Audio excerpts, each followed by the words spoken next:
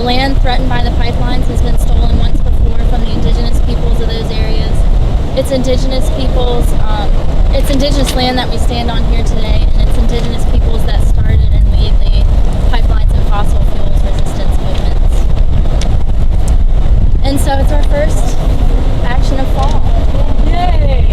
And with the lead change, we want to change in the State Water Board. Is getting Robert Dunn out of the State Water Control Board because he didn't even know that they could, disapprove of the pipelines.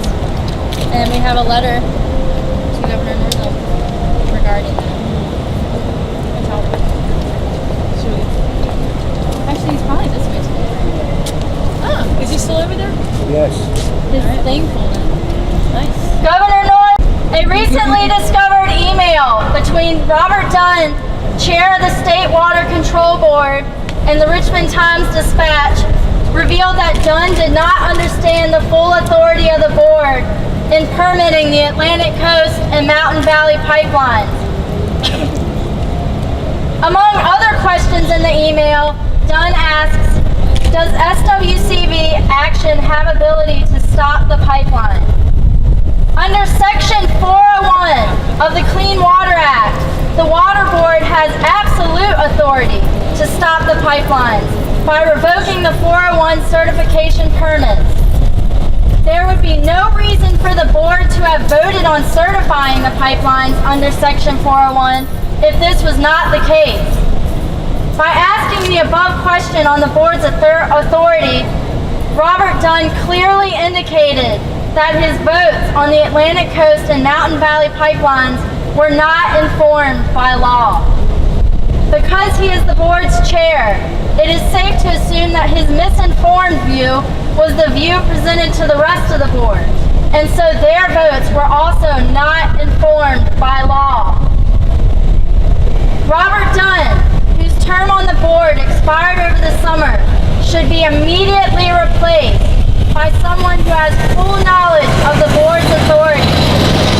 His replacement should have no ties to industry, and especially no ties to Dominion Energy, and should be well aware of the devastating effects the pipelines will have and are having on the recreational and drinking waters of Virginia communities.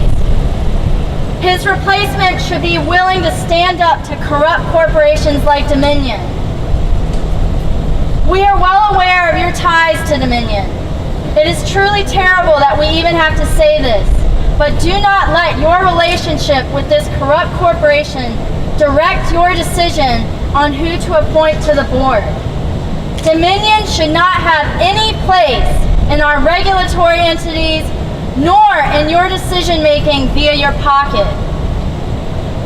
Continued erosion and sediment control failures and water contamination along the path of the Mountain Valley pipeline route have proven that these pipelines cannot be constructed without violating Virginia's water quality standards. That's the science and the law, Governor Northam.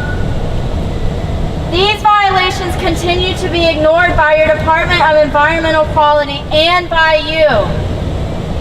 It is abundantly clear that you must act now. Direct the board to quickly schedule a public hearing and open the process of revoking the pipeline's 401 certification permits, and ultimately vote to revoke the permits. The science, revoke the permits. Governor Northam, listen to the science, revoke the permits. Governor Northam, listen to the science, revoke the permits. Governor Northam, listen to the science, revoke the permits. Governor Northam, listen to the science, revoke the permits.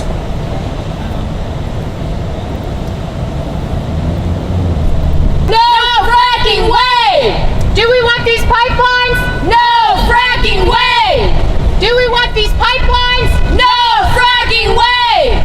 Do we want these pipelines? No fracking way! Do we want these pipelines? No fracking way! Do we want these pipelines? No fracking way!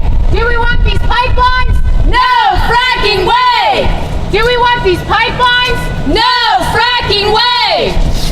these pipelines? No fracking way! State for profit! Northam, come off it! Don't sell our state for profit! Northam, come off it! Don't sell our state for profit! Northam, come off it! Don't sell our health for profit! Northam, come off it! Don't sell our health for profit!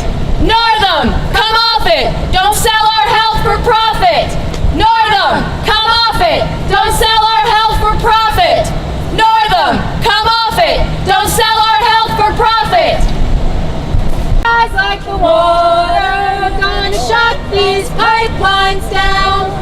I hear the voice of my great-granddaughter saying climate justice now. People gonna rise like the water, gonna shut these pipelines down. I hear the voice of my great-granddaughter say climate justice now. People gonna rise like the water, gonna shut these pipelines down. I hear the voice of my great-granddaughter say climate justice now. People gonna rise like the water, gonna shut these pipelines down. I hear the voice of my great-granddaughter saying climate justice now. On September 24th, 2018, the Fourth Circuit Court was told, quote, "An immediate stay is now necessary to prevent imminent and irreparable harm to petitioners' members from the Forest Service erroneous decisions." Number 2, the Forest Service authorizations.